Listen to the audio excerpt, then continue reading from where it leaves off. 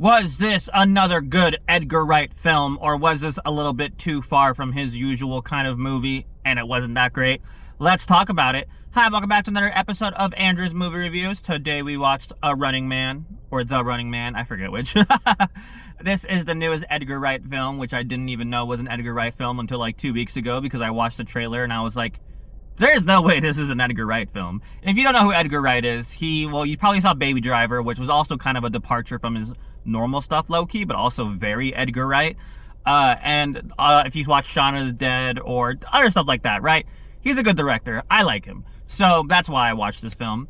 And I do have some thoughts about it, of course, and we'll talk about it in our 3-minute review. So skip to this time if you would like, if you're from TikTok or whatever. Welcome back to another episode of Andrew's Movie Reviews. Today we watch The Running Man, the newest Edgar Wright film with Glenn Powell and others. This is a movie that I didn't even know was an Edgar Wright film until I watched the trailer, or like the end of the trailer, and I was like, huh? Because this does not seem like a normal Edgar Wright film, if you know who Edgar Wright is. Scott Pilgrim, Baby Driver. I guess Baby Driver is kind of in the same vein, but still felt very Edgar Wright. And this movie, it does have elements of what Edgar Wright is known for, like his transitions and his like low-key comedy, but it still feels pretty different from what you're probably used to. And that's not a horrible thing. Like, I'm glad he's trying to earn his bag because he deserves it, right? Like, Scott Pilgrim's a great movie, made nothing. Baby Driver, good movie, made more than nothing, but still not a lot, right? So if this can secure him his bag, cool, right? So I will say this. This movie is fun. It's not great, but it's fun, right? It kept me entertained the entire time. It did get a little, I don't want to say boring. It did run a little long, I feel like, but it was still, enough was happening constantly that it kept me entertained. The story itself, it's whatever. It's not the important part. The important part is the fun, quirky action that Edgar Wright is more known for, but I feel like he's done better stories, better writing with other films than this film. But it was still fine, right? My biggest gripe about this film, honestly, is the editing. Like, the action scenes are well done, but some of the editing is just so quick, so snappy, that, like, you get lost in it. Like, there are multiple scenes where, like, the editing is just too much, and it kind of takes out from the film. That's my biggest gripe, but I know it's not, like, the biggest thing for most people, but for me, personally, as someone who edits for a living, it was not that great, right? It wasn't horrible. It just wasn't that great. And maybe cutting out some of the longer times. Like, it was like I don't know how long the movie was, but it felt a little too long, right? But besides that, right, like, it was still a good, solid film. Glenn Powell does a good job. At first, I thought Glenn Powell wasn't the right fit for this role, but over time, it kind of grew on me. I just, like, when I think of Glenn Powell, I think of, like, American hero. And in this one, he's kind of like a angry, pissed off at society kind of guy. And at first, I don't think that really fit him, but he grew on me, right? But I really like the premise of this film. I know it's a Stephen King novel. A lot of Stephen King novels coming out this year. But I like the premise. I like the setting. I like the idea of it. And like I said, it was pretty entertaining. But for that reason, I'll give it like a 7.2. If you liked it, what would you rate it? Or what did you hate it? And as always, have a fantastic rest of your day. Stick around for the full review in just a second. Thank you. Goodbye. Okay, I almost ran out of time, but I think I got through mostly everything I wanted to talk about. So yeah, Glenn Powell, and the other actors too. Like, they tease not Jesse Eisenberg. Holy shit. Why can't I remember his name? I'll put it on, if I remember, I'll tell you, but I'll put it on the screen right now. But I thought he was gonna have a bigger role in this movie, and he was only there for like 10 minutes, so that was kind of disappointing. But Josh Brolin also, I like Josh Brolin as an actor. I like when he plays, I don't know how to describe it, like a big boss kind of, like, authoritarian figure. He does that good. It's kind of what he does in, like, every single movie, kind of. Not really. Well, a lot of them. Let's put it that way. A lot of them. But yeah, I like the cyberpunk. I don't know if I call it full cyberpunk setting, just more futuristic setting, but I did like the setting, like I said. And the action was well done. See, the thing about this movie is I'm comparing it to his other movies, and I know he's done a lot better. But a lot of his movies are better than a lot of other movies, you know what I mean? So when I'm comparing it to other movies, I think it's good, but when I'm comparing it to his movies, I think he can do better, right? Like, some of the fight scenes, like, when I see fight scenes, I think of stuff like from Baby Driver, or from, like, even like Shaun of the Dead, where like everything always has a purpose. Some things are like kind of quirky. This one just felt kind of generic-y action.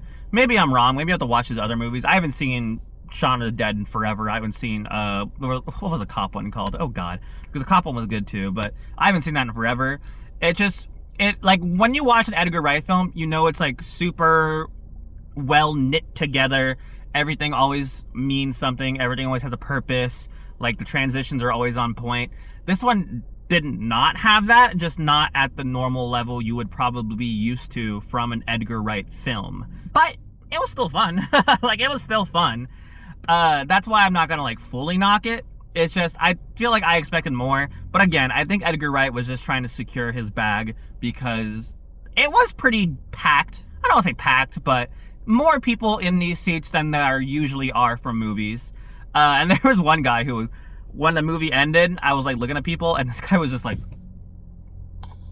the credits are rolling and everything, and he's. I thought that was pretty funny. But yeah, I mean, I don't think there's anything else I really talk about. Just watch it. I think it's an enjoyable movie. I don't know if I'd want you to pay for it, but if you do, you won't be disappointed. But I saw that Regal is doing like $7 tickets or half off tickets or something like that every Tuesday now. So if you want to watch a movie on a Tuesday, I'd recommend this one. I would recommend Predator more, but you know, whatever you got. Now I definitely liked it more than Now You See Me. Now You See Me, Now You Don't. But whatever. Let's just do a quick spoiler talk real quick. So if you haven't watched the movie yet, spoiler alert. The biggest thing I want to talk about is that scene where like he goes outside in his towel.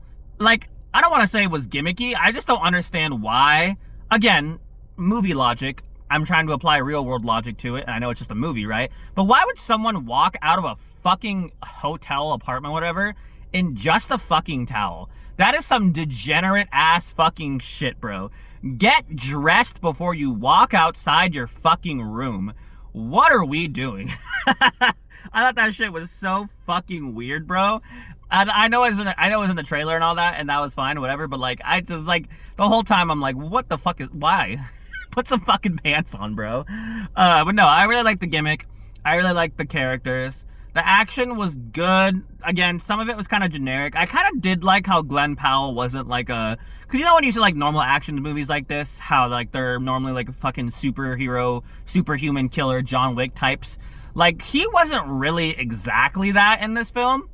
Like, yeah, he could fight back, but like he never felt like a trained professional killer just mowing people down. I feel like there was some groundedness to his character that I really liked. And yeah, what was the point? I was just, and the other thing, again, movie logic, but kind of real world logic that I wish was applied. They had horrible stormtrooper aim in this film. Every fucking bullet missed, even when like he's close enough that logistically speaking, the bullet should have hit, but they didn't. But my other thought about that, though, is that maybe, I don't want to say he was firing blanks. So here's the thing, right? Because the movie, they're trying to imply that the ratings are more important than anything.